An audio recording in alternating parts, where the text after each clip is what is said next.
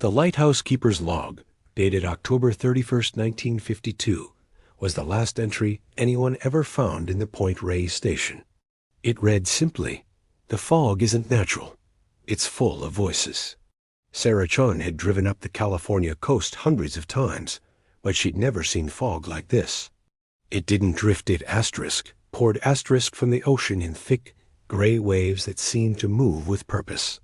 She was already running late for her sister's wedding in Mendocino, and Highway 1 had narrowed to a single lane where the cliffs dropped straight into the Pacific. The redwoods loomed on her right, ancient and silent. Their massive trunks disappeared into the fog above, making it impossible to tell where forest ended and sky began. On her left, the guardrail was the only thing between her and a 300-foot drop to jagged rocks and churning surf. She'd always loved this drive in daylight. At night, in fog like this, it felt like driving through the belly of some vast, sleeping beast. Her phone had lost signal 20 miles back. The GPS showed nothing but a blank screen. Even the radio had dissolved into static, that peculiar kind of static that almost sounded like whispering if you listened too closely. Sarah tried not to listen. She checked her fuel gauge. Quarter tank. Plenty to reach Mendocino, assuming she didn't miss the turnoff in this soup. The wedding was tomorrow afternoon. Her sister Emma would kill her if she was late to the rehearsal dinner. Their mother would give her that look, the one that said * typical Sarah, always cutting it close *. That's when she saw the hitchhiker. He stood on the shoulder in a dripping yellow raincoat, thumb extended, face hidden in shadow beneath his hood. Sarah's foot moved toward the brake before her brain could process why. Her gut screamed at her to keep driving, to floor it, to get as far from this stretch of road as possible. But something else, something deeper, made her slow down. In California, you didn't leave people stranded on empty roads. Not with the fog this thick. Not with the cliffs and the curves and the miles between towns. She rolled down the window.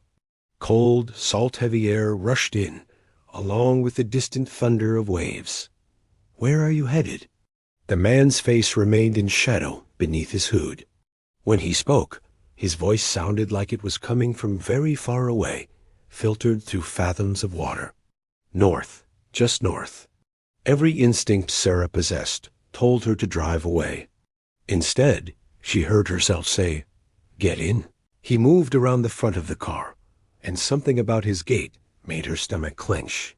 His joints bent at slightly wrong angles. His steps were too smooth, as if his feet weren't quite touching the ground. When he opened the passenger door, the overhead light flickered and died. He folded himself into the seat with movements that seemed both too angular and too fluid. Water dripped from his coat onto her floor mats, and when Sarah glanced down, the puddles looked wrong.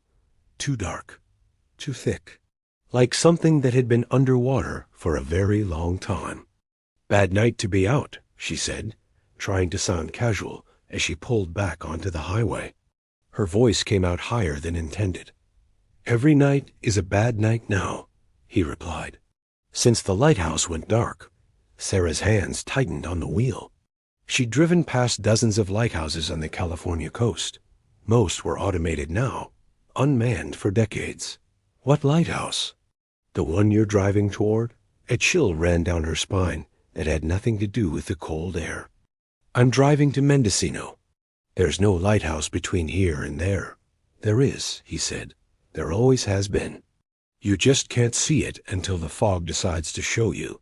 The fog pressed against the windshield like something alive, something with intent. Sarah turned the wipers on high, but they only smeared the condensation into grotesque pattern shapes that almost looked like faces, like reaching hands. In the rear-view mirror, she couldn't see any road behind them, just an impenetrable wall of gray that seemed to be following, closing in. "Look," Sarah said, her voice shaking now. "I don't know what kind of game this is, but—" "No game," the hitchhiker interrupted. His voice had changed. It sounded wet now, gurgling. The lighthouse keeper tried to warn them. He wrote it in his log, over and over in those final days. The fog isn't natural. The fog remembers. The fog asterisk collects asterisk. Sarah's breath came faster. The heating vents pumped out air, but the car was getting colder. She could see her breath now, crystallizing in the air. I think I should turn around. You can't. The hitchhiker's voice was flat, emotionless. No one can. Once the fog finds you on this stretch of road, there's only one direction. North. Always north. To the lighthouse. Sarah slammed on the brakes. The car skidded to a stop, rubber screaming against wet asphalt. Get out. Get out right now. The man turned to face her, and she saw what was beneath the hood. His face was bloated and pale, the skin loose and waterlogged. His eyes were milky white, like fish eggs, with no pupils, no iris, just blank, dead orbs that somehow still saw her.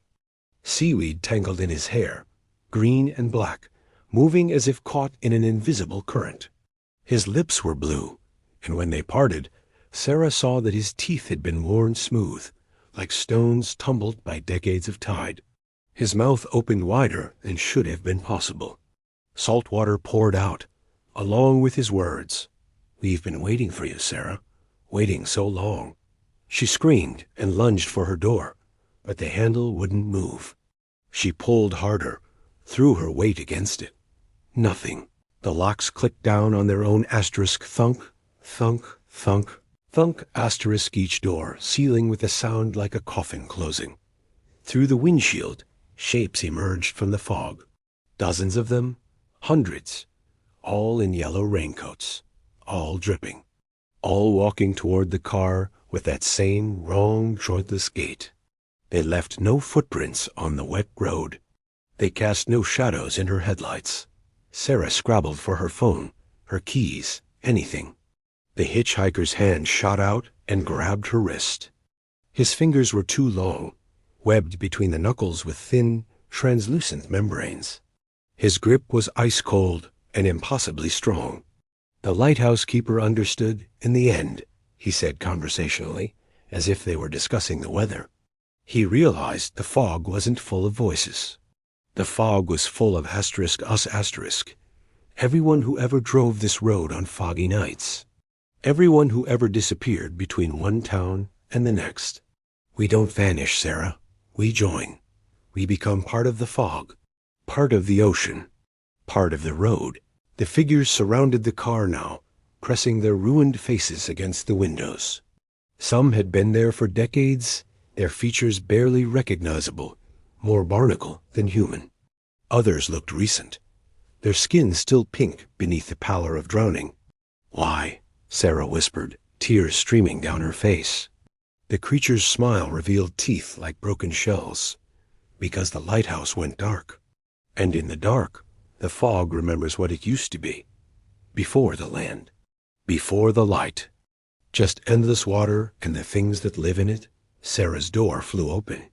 Hands cold, wet, impossibly strong reached in and pulled her into the fog. She fought, screaming, clawing, but it was like fighting the tide itself. They dragged her toward the guardrail, toward the cliff edge, toward the sound of waves far below. The last thing she saw was her rental car, sitting empty in the middle of Highway 1, headlights cutting useless beams through the fog. The last thing she heard was the chorus of voices, hundreds of them, thousands, all welcoming her home to the gray. The California Highway Patrol found her rental car 3 days later, empty and locked, sitting perfectly centered in its lane on Highway 1. The engine was still running.